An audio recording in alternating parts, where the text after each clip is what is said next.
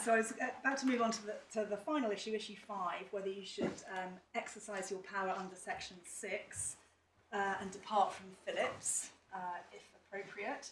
And as to that, the revenue put forward essentially 3 arguments in support of the contention that you should. First, they say this is not a case where you are being required to take any initiative.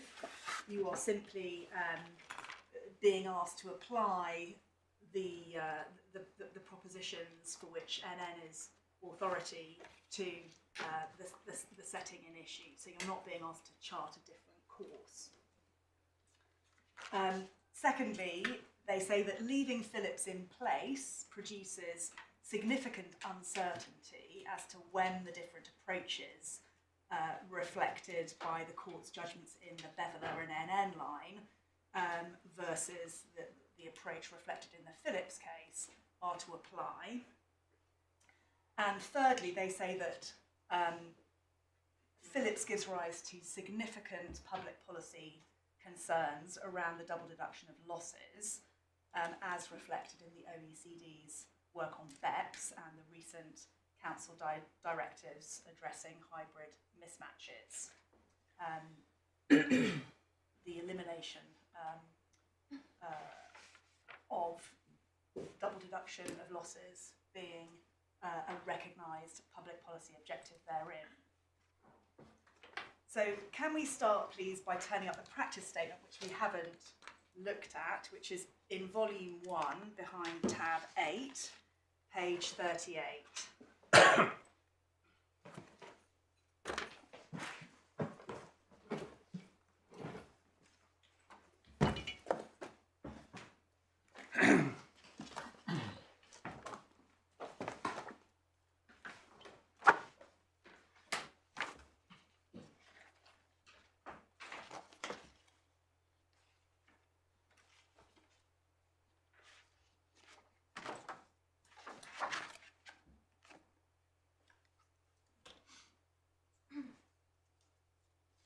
So could I ask you to read that to yourselves, please?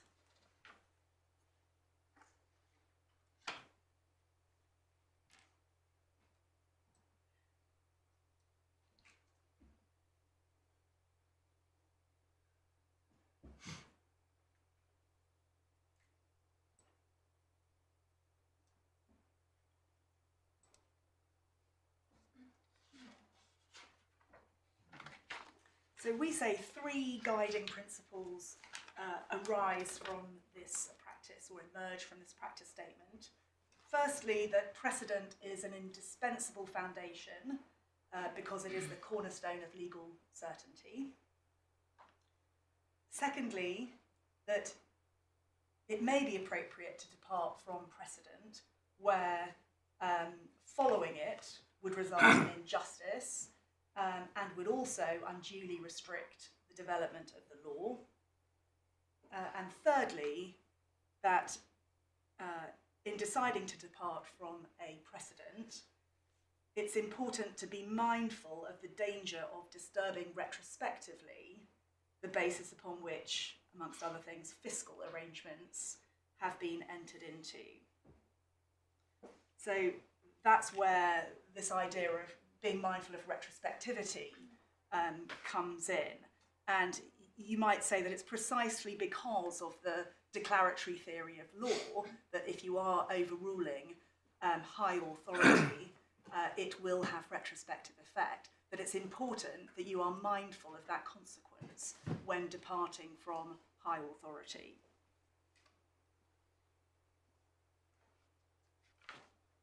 So that's the practice statement. And then if we can turn up, or just return please to the decision in Tune-in, which is back in volume 7, and it's tab 96.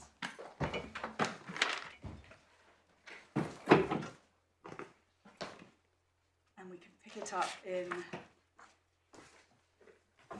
paragraph 74 on page 1720.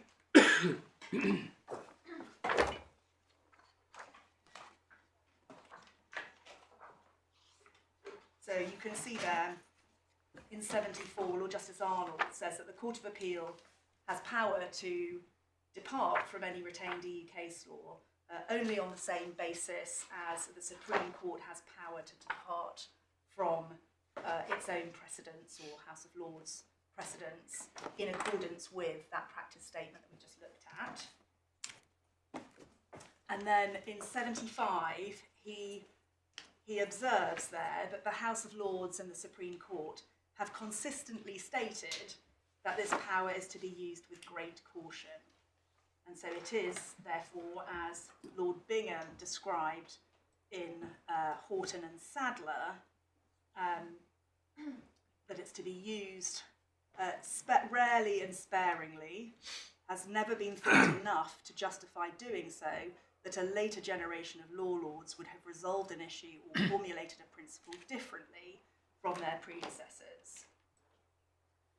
And then in 76, you can see, though it's already been pointed out, that in tune-in, it was accepted by the applicant that it would only be possible for this court to depart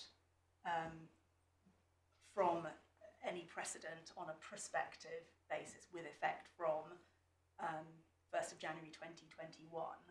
And so that might be putting it slightly too highly, that it's obviously in theory possible to depart on a retrospective basis, but what the practice statement has told you is you need to be mindful of that consequence.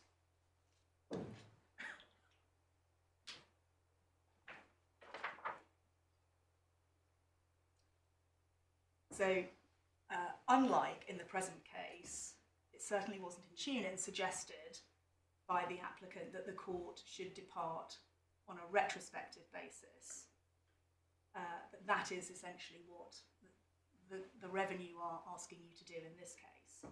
And we say there are 4 reasons why you shouldn't exercise your power under Section 6 and depart from the decision in Phillips. First, we say that the threshold for departing from a binding precedent is that it would otherwise result in injustice and would also unduly restrict the development of the law. And so you say it's both of those? Yes. That's the way you read the practice statement? Yes. Because it's phrased as "and would also." So we say that the most natural reading to read of that. The context. It's back in volume 1. Well, yeah, it's possible to read it that way, but I'm not sure that's the only way in which it can be read. Well, it's the combination. I mean, "and" can obviously be conjunctive and disjunctive, but it's the combination of "and would also" that, in our submission, suggests that it's but it's conjunctive. In the context of recognising that too rigid adherence may lead to injustice, and so anyway, maybe you made your point as to what you think it means. Yes, well, there we go. I mean, I don't think much turns on whether it's conjunctive or disjunctive, but there we are. But the real point we make is it's a high hurdle. It's an extremely high hurdle. Yes.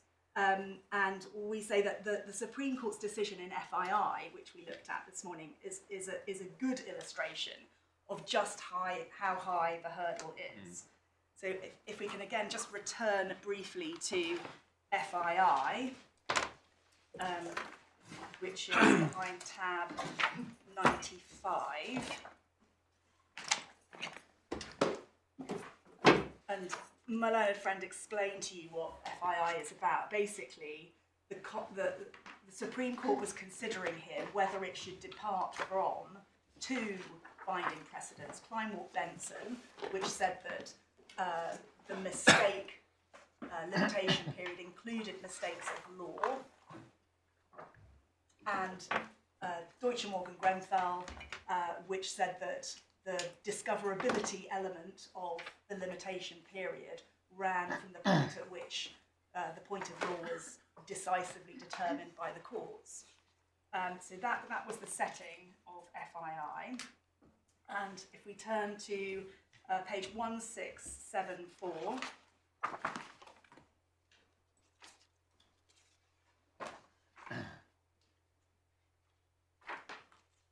In paragraph 246 there, the two examples which the Supreme Court gives as to when it is appropriate to depart from a precedent are, firstly, where there's been a fundamental change of circumstances, and the second is where a decision has resulted in unforeseen, serious injustice.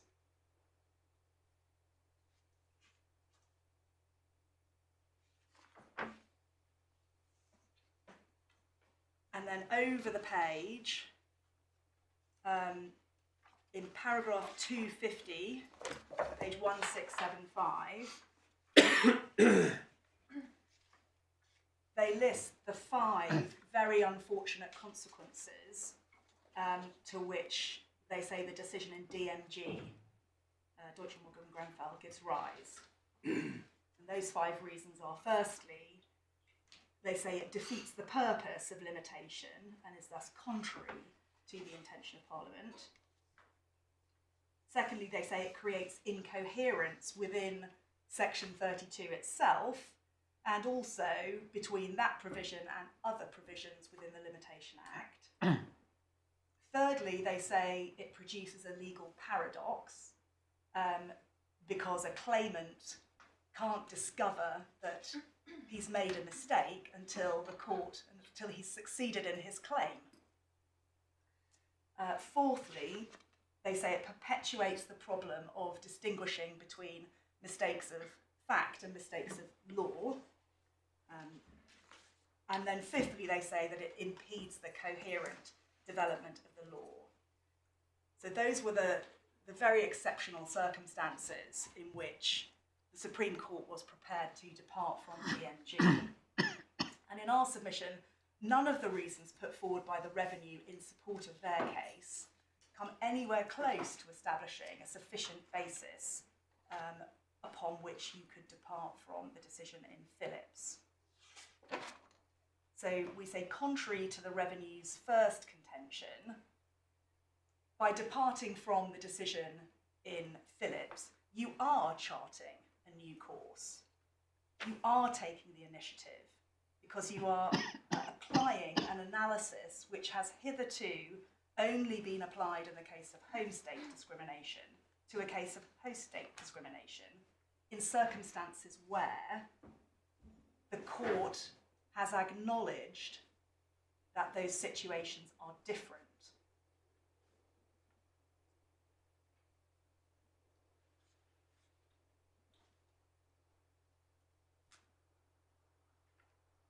Well, has the court expressly acknowledged that, or are you saying that's to be inferred if you look closely at the decisions? Well, the court records NN's submission that the difference of treatment to which the Danish provisions gave rise produced a difference of treatment of another nature. Mm-hmm. And then it goes on to say, essentially, that's true. It points out the difference of treatment to which the Danish provisions give rise. Mm. Okay. So in our submission, it is an oversimplification to suggest that you are not being asked to chart a new course simply because the Court of Justice has set out the approach which the Revenue suggests should be applied in this case being a different situation. So what you are being asked to do by departing from Phillips is decide that a host state should be permitted to discriminate against non-resident companies with UK PEs in circumstances where the objective of preventing the double deduction of losses is not an objective which has been consistently pursued by the UK as between non-resident companies and UK companies. So in our submission, that would most certainly be taking the initiative. It would represent a radical change in the current state of the law. Then as for the alleged uncertainty which leaving Phillips in place is said to give rise, in our submission there is no such uncertainty for all the reasons already articulated. In our submission there is no inconsistency between Beveler and NN on the one hand and Phillips on the other. The reasoning in each applies to different situations. So whereas NN and Beveler apply in the case of home state discrimination, Phillips applies in the case of host state discrimination. That is perfectly rational and it's perfectly straightforward. And then finally, as for the public policy concerns regarding double deduction of losses, as again I've already submitted, those don't in and of themselves provide a reason for departing from Phillips, because that objective does not take you far enough. It does not explain why a host member state is entitled to discriminate. So in our submission, the question is not whether there is a good tax policy reason for a double deduction of losses.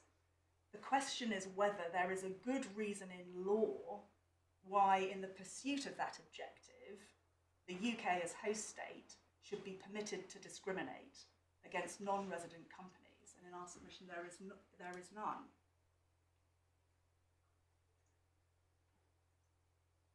Is there a good tax policy reason why the UK can disqualify from group relief the losses of a UK PE of a non-resident company when it does not do so in the case of a UK subsidiary of a non-resident company? And that is not a question which the Revenue have answered. So the unfortunate result, the unfair tax advantage which the Revenue point to, doesn't arise because Phillips is bad or wrong. The unfortunate result arises because the UK has failed to comply with its community law obligations. And in our submission, it is not the function of Section 6 to enable you to depart from a precedent so as to relieve the UK of its community law obligations and enable it to perpetuate unlawful discrimination.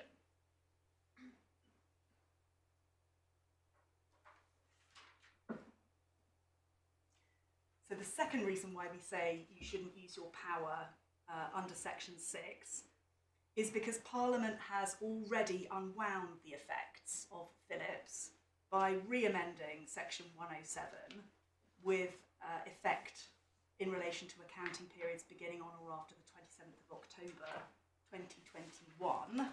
And if I can just hand up the latest version.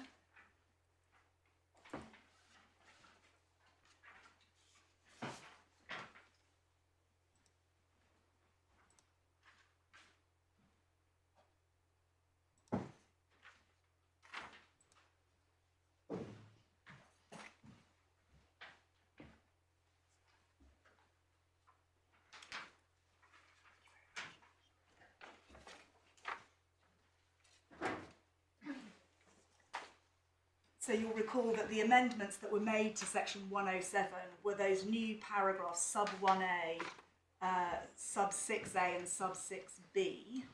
And essentially what's happened is those provisions have been removed. So now the position is, as per subsection 6, that an amount is not available for group relief where it is deductible from or otherwise allowable against non-UK profits of any person. So we're back to where we started, essentially. So to the extent we're applying a conventional interpretation, that might be relevant to the ongoing provisions. We're not just looking at the past in terms of the relevance of the decision we make, insofar as it involves conventional interpretation. Well, I don't think I'm grasping the point that you're making. So I'm reluctant.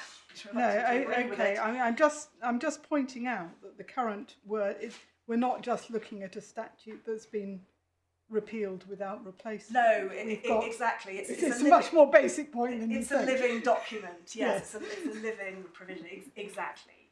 And then just if you turn over the page, the reference there to footnote 5, and you can see there footnote 5, that those provisions were repealed with effect in relation to accounting periods beginning on or after 27th of October 2021. So, and this is a point that the fact that Parliament has revisited this question is a point that's picked up in FII. So if you don't mind returning, please, to FII in volume 7, on page 1675.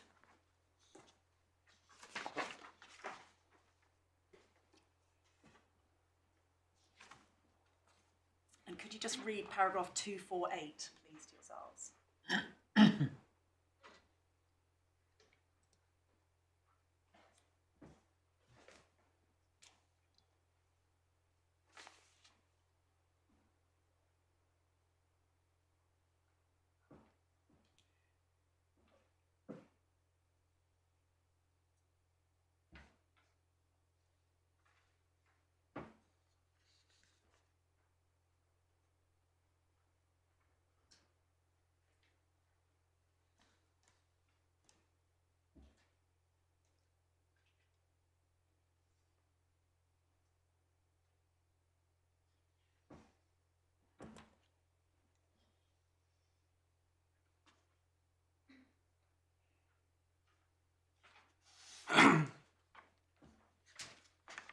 So the reason why the Supreme Court didn't think it appropriate to overrule Kleinwort-Benson was because Parliament had already stepped in and enacted Section 320. And in those circumstances, it didn't consider it was appropriate for it to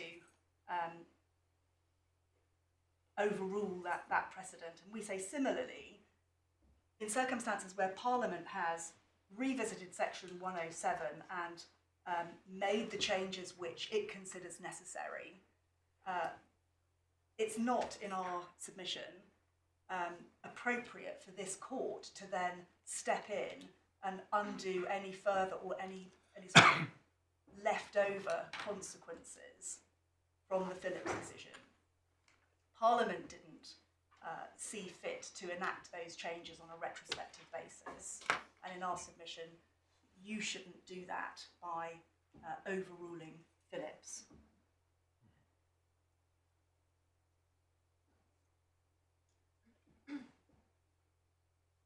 And thirdly, we say that it is one thing to depart from a binding precedent on a prospective basis.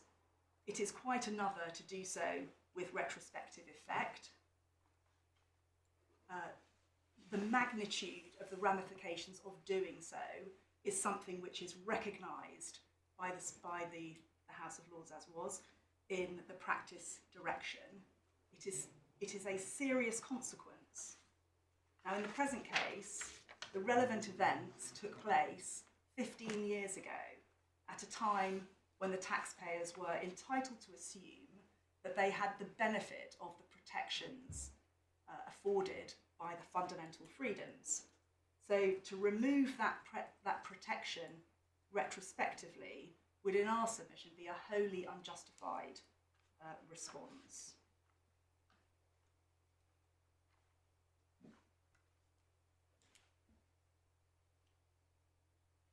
And fourthly, we say that the real reason why you are being asked to depart from Phillips is because the revenue consider that it's wrong. And even if you agreed with that, that is not a sufficient basis upon which to depart from Phillips.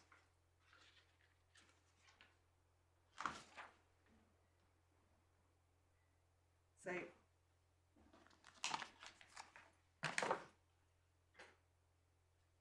unless you have any questions, those are my points in reply and response. Just, I had one small one, which was Mr. Hewitt made reference to Swedish Match and took us to that decision, and then some later AG, Advocate General, comments on it. You didn't respond on that, or I didn't pick you up as doing so. Do you disagree with the point he draws from Swedish Match? So Swedish Match is on the question of proportionality. So that's the assessment there. Yes. In our submission, we don't get onto proportionality. We say the provision is not justified, the discrimination is not justified. So... No, I realise that's your yeah, main case. So that's the thrust of your submission. You just say it doesn't do it. exactly.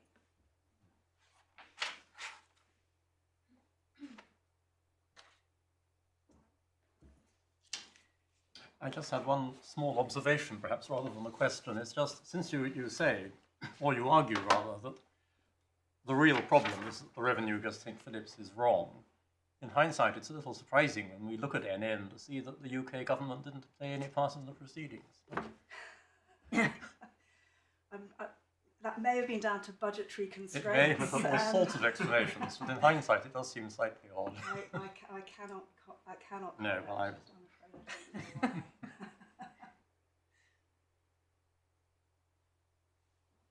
Thank you very much. Thank you. Yes, Mr. Yeo.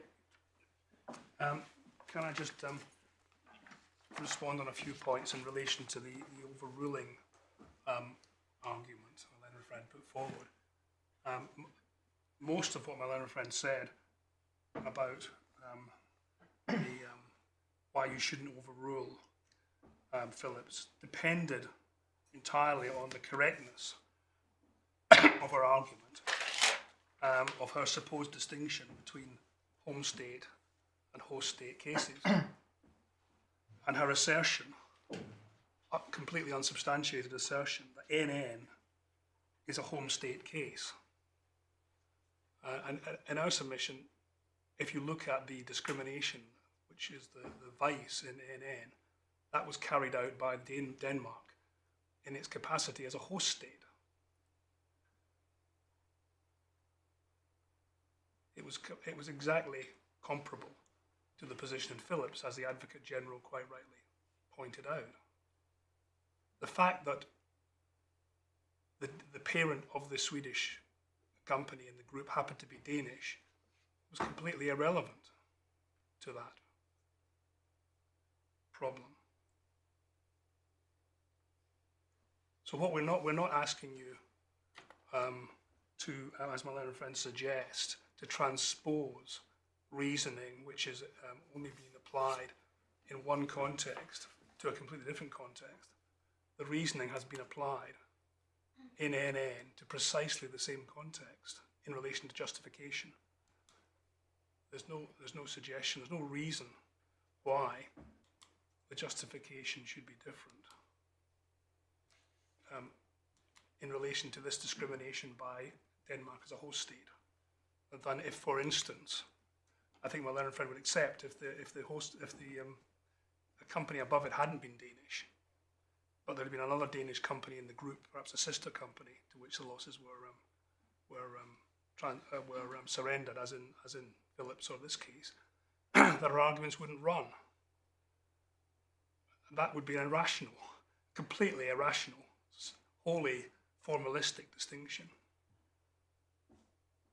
depending entirely on the happenstance of the residence of the company who happened to be the parent. None of the tax provisions depended upon the residence of the parent of the Swedish company. All of the problems arose completely independently of that. So we say we're not trying to transpose it. If anything, we're trying to transpose. What we're trying to do is transpose the reasoning in one case on substantially similar facts, and say that should be applied in preference to Phillips.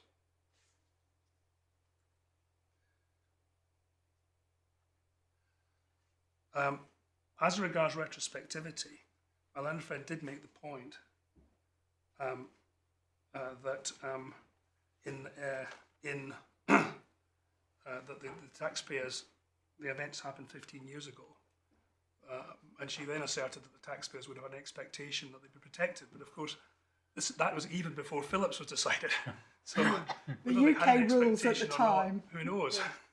I mean, nobody disputes they have the protection of the fundamental freedoms. The question Question is is- what the fundamental freedoms provide. What they were was a different question. Now, you can see different arguments if a whole lot of taxpayers had taken steps in reliance on the Phillips decision. And I guess that's what the House of Lords and the Supreme Court are talking about, where a lot of people over many years have relied upon a decision Yes. and ordered their affairs on that basis. That may be a reason for not overruling it. Well, I although they suppose have- some taxpayers might have done. We just don't know whether they have or who they are. we If don't- there were a lot, we might expect to have had another glow brought into existence. Yes, yes. Well, they wouldn't have had long, would they? Because Phillips was decided towards the end of 2012, and Yes. the rules were then changed. Yeah. Yes, and that brings me on to the other point, which is that my learned friend talked about in FII, the point was made that Parliament had changed the law, Section 320, and that was a factor for not overruling the decision that 32(1)(c) applied to mistakes of law. But of course, the position is different in this case. You're only being asked to deal with the legislation as it stood until it was amended. The question is whether that legislation is contrary to EU law. You're not being asked what the position is after that. And so we're not in the same position. It's not an ongoing. The effect of the ruling in this case, the decision in this case, whether you overrule or not, will not affect anything after Section 107 came in, because it's a different provision. Of course, it could have some bearing on it, depending on what you say about the law, but it wouldn't directly affect it. Whereas the overruling, which was being asked for in FII, would have an effect, because 32(1)(c) is still in existence, continues, and so it would have ongoing effect.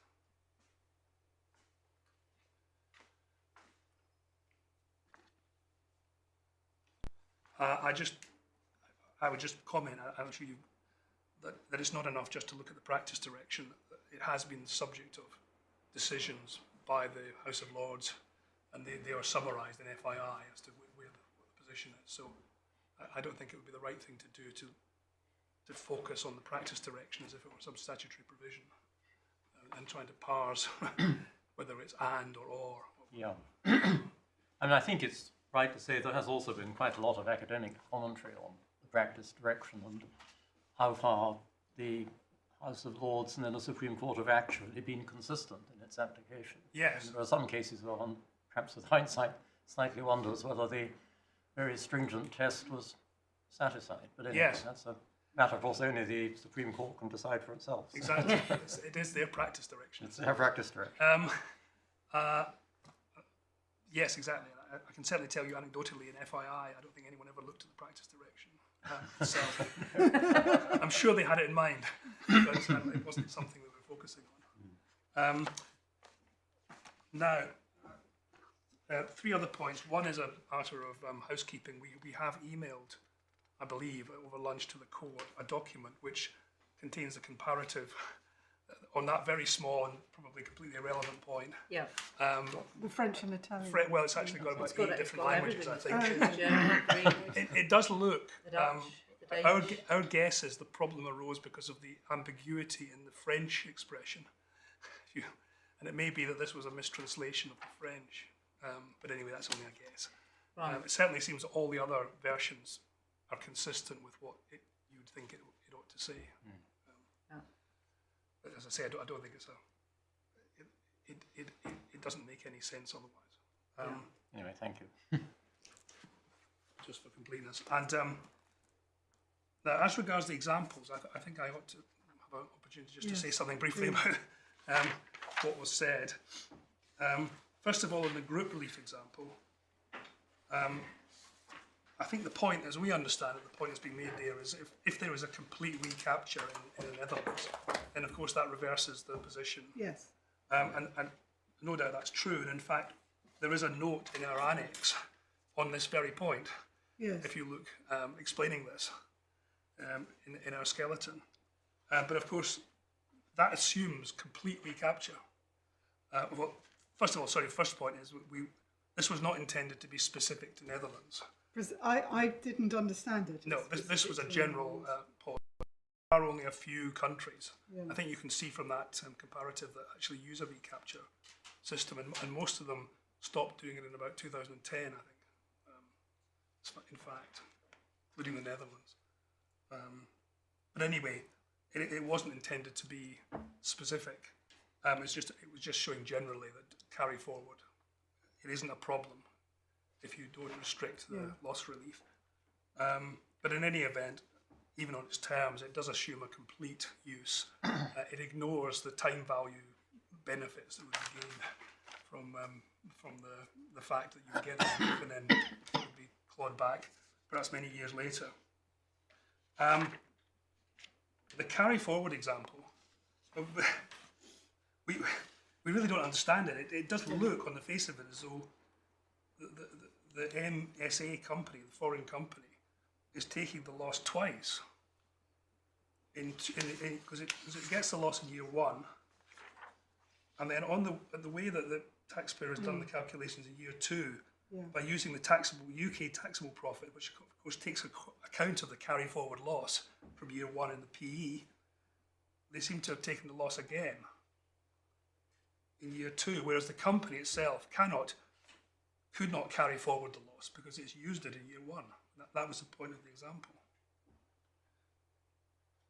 So unless there's something specific about the Dutch system which allows you to use the losses twice, that doesn't seem, we don't really understand this example. That's really all we could say on looking at it over lunch.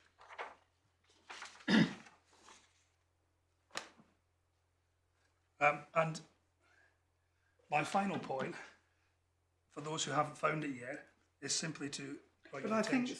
I think there's a danger here. I take from this that the comments in red are purporting to say what happens under the Dutch tax system. Whether that's right or wrong, I thought you were using the examples to make a broader point. We are, yes, that's right. And also, as I understand it, the points in red are the specific recapture, the effect of or what is said to be the effect of recapture. Yeah. I don't think in the carry forward example doesn't seem to be, but anyway, well, it would be rather surprising if in Holland they were allowed to use the losses in 2 consecutive years, the same laws. But anyway, that may be their system. You're being nudged from behind. Yeah. That's. We don't see it as being anything to do with recapture, but anyway. Yes, my final point was, in case you hadn't found it, is Advocate General Cocotte's remarks about Marks and Spencer's, which are in AOI, which is tab 55, page 655, where she contrasts Marks and Spencer's as actually a chain of department stores. However, in the member states' case law and the works of commentators, the name Marks and Spencer appears also to be synonymous with chaos and despair. That's what she says. This is due to a single sentence of approximately 100 words, which was formulated by the court in judgment. Paragraph 55, is it? It's paragraph 1 of her opinion on page 655. Tell that to the shoppers on the high street.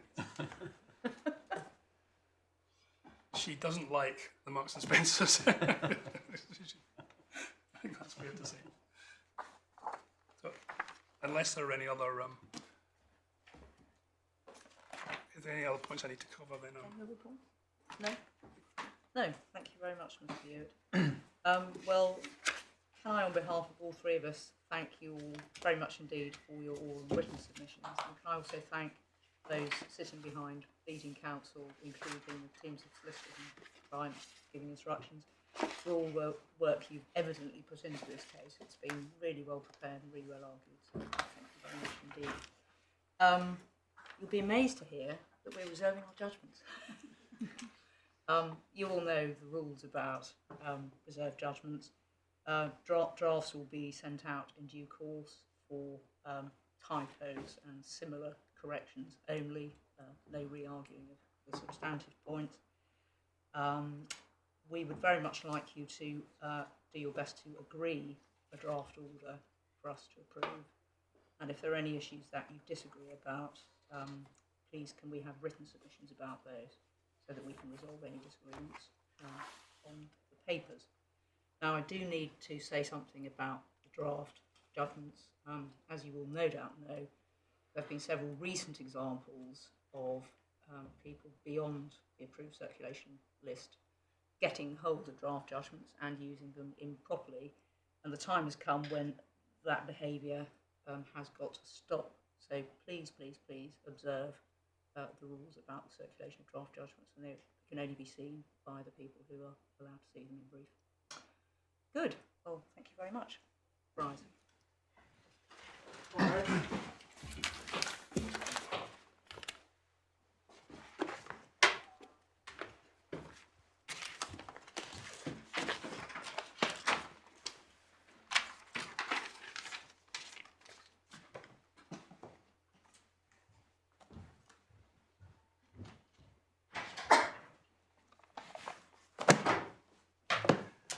Thank you. Thank you. Always a pleasure.